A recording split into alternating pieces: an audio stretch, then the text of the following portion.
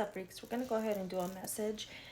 So I am getting somebody that feels extreme pressure to stay in a spot that they don't really want to be in. So that could be an area of study, at a job, in a relationship.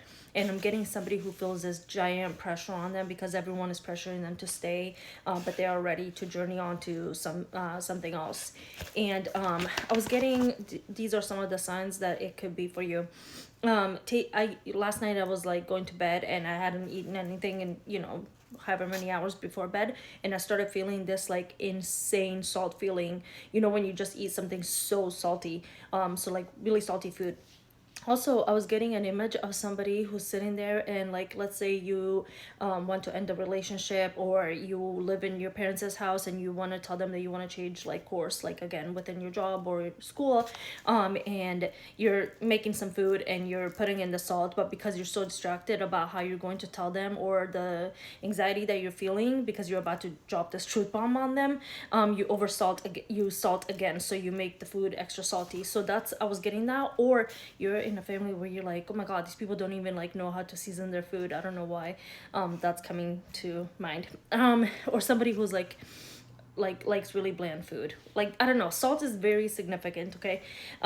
So, and then a family who does not even get along. So let's say you're at the dinner and you just hear the forks and knives and stuff like that. Like, nobody's really talking. When they talk, it's really awkward. Like, there's just no sense of love in the home, whether that is your newfound home with your partner, or your like actual immediate family. Okay. And so then I got a new deck that I was really really excited to open up, and I swear to god, literally the first card that I got, I was like, okay, what is the first card I'm gonna get from this deck? And it was Journey, and it is extremely prevalent to this reading. First of all, hold on just a second, let me show you how cute and beautiful the deck is. It's unbelievable. Look at this. Unbelievable. So I'm gonna go ahead and read that to you. Okay. Finding your purpose in life is a lot like waiting for Christmas. Again, I'm gonna go ahead and pause real quick. So I feel like you found your purpose. Maybe you want to do something and it's gonna be like a demotion in pay, but it's something you're more passionate about than what you're currently doing. So that is why all this pressure is on you. Like, you, money is like here, but then your soul purpose feels like up here, except not to the people around you because they think you should just settle. Okay. Very strong message. So find your purpose is a lot like waiting for Christmas. You have to walk your path and trust in the gifts that wait for you. All will be revealed when the time is right. If you have drawn the journey card, it is because you need to start to trust your process. You cannot skip the past, the lessons, trials, triumphs, even if you have to take a demotion money wise, or hardships that you face. Or, the hardships when it comes to those people that are trying to negatively impact your head and tell you not to go for this, okay? Each step is an important milestone. It can be hard to see the sun when clouds surround you, and I'm getting really heavy that that's your family or someone you're with. But now, dear one, that your journey is as it needs to be. But now, dear one, that your journey is as it needs to be. Discovery comes when your back is to the wall and you have to find a way to leap from danger. Failures and mistakes are investments you make in yourself. They cost you now, but will save you more than you can imagine over the long journey ahead. I'm getting really strongly, again, with that demotion, maybe like demotion in pay, like I said, or all the money you spent for school. You're like, well, I'm just flushing that down the drain. But really, it will be an investment in the long run because you will actually do what you love. And I know it's so fucking corny, but I swear to God, it's true. If you love something, you don't work a day in your life. And even when it feels like work or you're tired or anything like that, it's a different kind of tired than when your soul is tired in a corporate 9 to 5 or whatever it may be. Okay. Each day holds gifts, lessons, and miracles. So find one life lesson each day. It is about being mindful, focusing on the present. Mindfulness helps you become aware of the subtle ways Great Spirit speaks to you. If you're looking ahead, you will miss the clues. If you're looking ahead, you will miss the clues. Okay. And also, this is also how I knew for a fact I had to read this. Page 111. 111. That's fucking crazy. That means your manifestations would come in. So they say that the universe responds to who you really are, not who you're pretending to be. So if you're, I always say there's a place for everybody in this world. We need doctors, but we also need comedians, so those doctors can have a place to go to unwind. And other people will be like, well, why would you ever want to be a comedian or this or that? But it's like, if that is what makes you happy, that is what fucking matters, because that's only then you will heal people. You know what I mean? Okay, and then I'm gonna go ahead and pull from the Alice in Wonderland deck and see what kind of advice there is. And then we'll do one spirit animal and call it good.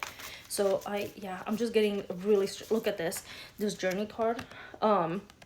See, like, you feel like it's a long road, and it may, it may be to get to where you actually need to be, but what is really a long road, you know what I mean, when it comes to ultimate fulfillment in life. So not many people even get to that point. They just spend their whole lives doing what they're told, what's expected of them, and they're never happy, you know what I mean. So even if it takes you a little bit longer to get to where you need to be, it will still be worth it. Okay. Whoop. I really need a bigger space to be able to do this. Oh my gosh. I'm waiting for one to like really fall out. Okay, whoop, that one really fell out. It is Two of Spears. Give me 1 second. Okay. Two of Spears indicates that you're caught. Is this going? Yeah. Two of Spears indicates that you're caught in a confusing situation and are feeling conflicted. A decision looms in front of you, but you're having trouble making up your mind. Take your time in making your decision. Don't come to any conclusions until you're sure you have all the information you need. Okay, so that's the advice. So if you're feeling like this immense pressure because you can't make that decision, it might not be the time to pull the plug yet. However, you can go ahead and start acknowledging, like, hey, I want to transition and do something else or whatever, again, study or leaving the relationship or whatever, but get all the information you need. Like, let's say, trigger warning, if you're in a abusive relationship, maybe gather all the information you need before you actually tell that person you want to leave, because they do say that that's oftentimes the hardest, like the most dangerous time for somebody. And that's not to scare you, that just means being proactive about getting your documents out of the house, hitting up some friends and family, letting them know what your goal is, maybe asking for a place to stay before you actually just like try to leave, you know what I mean, or something like that. Or if you're trying to go to a different course of study or a job, make sure that you don't quit this one before you transition into the new one, you know what I mean, stuff like that. So if you're feeling like that immense pressure, it might not be time to act yet, because when you feel calmness in you and you're like, I just know I'm gonna have to do this, I'm gonna have to pull the plug, it is going to feel like you will feel and know when it's time to go. Okay, and then we're gonna go ahead and do which animal spirit you need to embody during this time. What animal spirit do they need to embody during this time, please? What animal spirit do they need to embody in this time? What animal spirit? What? B. What could it be? Okay, earnest, hardworking, democratic. The bee personality is a delight to be around, especially when there's a team project on the horizon.